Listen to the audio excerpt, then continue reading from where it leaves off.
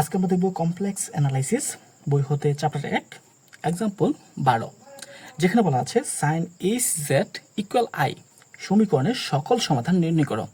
আমাদের বলেছে এই যে একটি সমীকরণ দিয়েছে এটার সকল সমাধান নির্ণয় করতে হবে। তার মানে এই জেডের জন্য কি কি মান আবশ্যিক বা আমরা জেডের জন্য কি কি মান পাবো তাই আমাদের বের করতে হবে। এটার জন্য আমাদের একটি সূত্র ব্যবহার করতে হবে। সূত্রটি হলো এই যে এখানে লিখে রেখেছি, যা হলো sine H Z is equal to I হলে এই যে সাইন এইচ জেড আছে এটার পরিবর্তে আমরা লিখতে পারি e to the power z minus e to the power minus z by 2। এটা আমাদের অবশ্যই একটা সূত্র, এটা আমাদের মুখস্থ রাখতে হবে। সাইন এইচ জেড এর পরিবর্তে এটি, ওকে। তাহলে এটা হলে ইজ ইকুয়াল টু কত, আই। এখন আমরা এই 2টাকে যদি গুণ করে দিই তাহলে আমরা লিখতে পারি e to the power z minus e to the power minus z equal to i, two i. এখন এই যে ই টু দি পাওয়ার জেড আছে, এই ই টু দি পাওয়ার জেডকে যদি আমরা ডব্লিউ চিন্তা করি, ই টু দি পাওয়ার জেডকে আমরা ডব্লিউ চিন্তা করলে তাহলে W minus e to the power জেডকে আমরা ডব্লিউ চিন্তা করছি। একটু খেয়াল করো, ডব্লিউ ইজ ইকুয়াল টু কত, ই টু দি পাওয়ার জেড হচ্ছে W is equal two E to the power Z. এখন আমরা উভয় পাশে যদি আমরা -1 গুণ দিই, পাওয়ার -1 গুণ দিই, তাহলে হবে W -1 is equal two E to the power minus Z. Minus Z কেন হবে? কারণ জেডের সাথে যদি -1 গুণ দিই তাহলে কিন্তু হচ্ছে কত, মাইনাস জেড হচ্ছে। জেডের সাথে -1 গুণ দিলে আমরা পাচ্ছি মাইনাস জেড। তাহলে একইভাবে ই টু দি পাওয়ার মাইনাস জেডের পরিবর্তে লিখতে পারি ডব্লিউ -1। আশা করি আমরা এটা বোঝাতে পারলাম। ইজ ইকুয়াল টু কত হলো, 2i। আমরা এখানে লিখে দেব e to the power z equal W ধরে। এরপর এখানে আছে W is equal to, equal দেখো এখানে আছে কি ডব্লিউ ইনভার্স, আচ্ছা ইকুয়াল না মাইনাস, এখানে আছে কত ডব্লিউ ইনভার্স। এখানে যে এই যে ডব্লিউ ইনভার্সটা আছে এই ডব্লিউ ইনভার্সটাকে আমরা লিখতে পারি কত, 1/w is equal two 2i। এরপর আমরা যদি ডাব্লিউ দিয়ে গুণ করে দিই, এখন ডাব্লিউ দিয়ে কি করা, যদি গুণ করে দিই তাহলে ডব্লিউ এর সাথে ডব্লিউ গুণ হবে ডব্লিউ স্কোয়ার মাইনাস 1 এর সাথে ডব্লিউ গুণ 1/w এর সাথে ডব্লিউ গুণ করলে হচ্ছে 1 ইকুয়াল এটার সাথে ডব্লিউ গুণ করলে হচ্ছে 2i ইন্টু ডব্লিউ। আমি পাশাপাশি লিখছি এতে করে আমাদের একটু সুবিধা হবে। এখন দেখো এই যে 2iwটা আছে এটাকে আমরা সাইড চেঞ্জ করে এই পাশে নিয়ে আসবো। এটাকে যদি এই পাশে নিয়ে আসি তাহলে হচ্ছে w square minus 2i w minus 1 equal 0। এখন এটা কিন্তু আমাদের একটি সূত্র পড়ে গিয়েছে। সূত্রটি আমাদের কীরকম ছিল, যদি একটি দ্বিঘাত ফাংশন অর্থাৎ দ্বিঘাত সমীকরণ এরকম থাকে ax square plus bx plus c equal 0, তাহলে এখানে যে আমাদের x এর সূত্রটা হলো x is equal to, x এর সূত্রটা হলো minus b plus a minus root over V square minus 4ac by 2a। এটা হলো দ্বিঘাত সমীকরণের মূল নির্ণয়ের সূত্র, এটা আমাদের মুখস্থ রাখতে হবে। ax square plus bx plus c equal 0।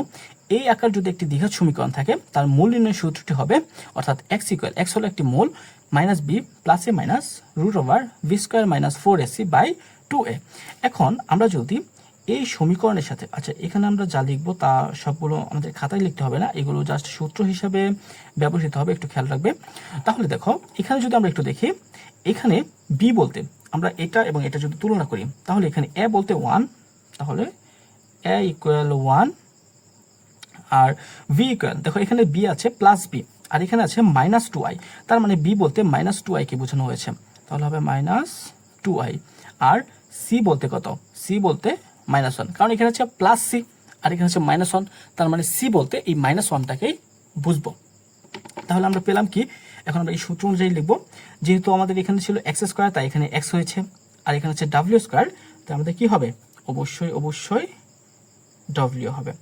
w is equal two minus b, প্রথম হবে কি মাইনাস b আর b বলতে -2i, তাহলে হচ্ছে সূত্রের মাইনাস আর এখানে মাইনাস হবে প্লাস 2i মাইনাস b, তারপর হলো প্লাস মাইনাস, এরপর রুট ওভার বি স্কোয়ার বলতে কি কত বোঝানো হয়েছে, 2i হোল স্কোয়ার, তার মানে 2i হোল স্কোয়ার কত হবে, 4 ইন্টু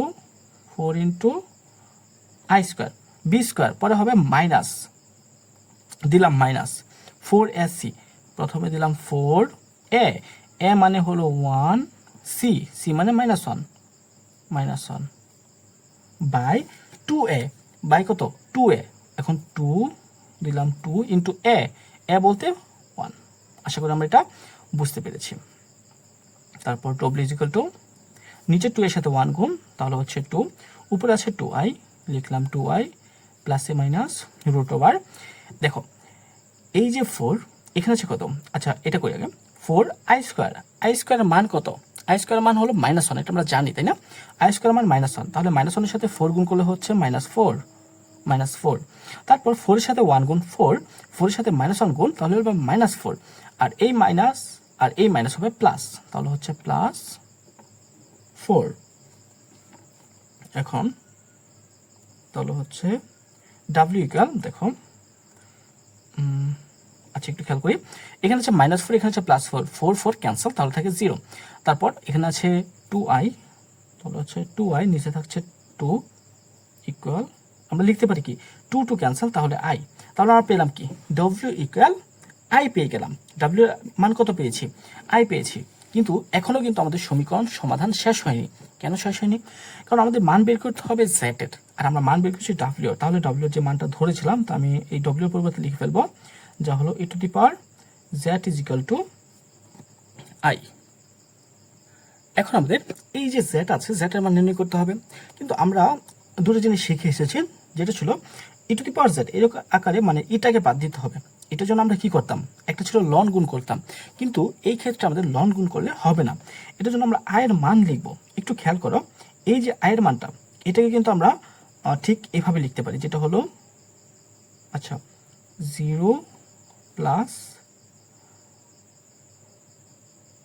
1 ইন্টু আই, তাই না, 0 প্লাস 1 ইন্টু আই, এই আইটাকে আমরা 0 প্লাস 1 ইন্টু আই এই আকারে লিখতে পারি।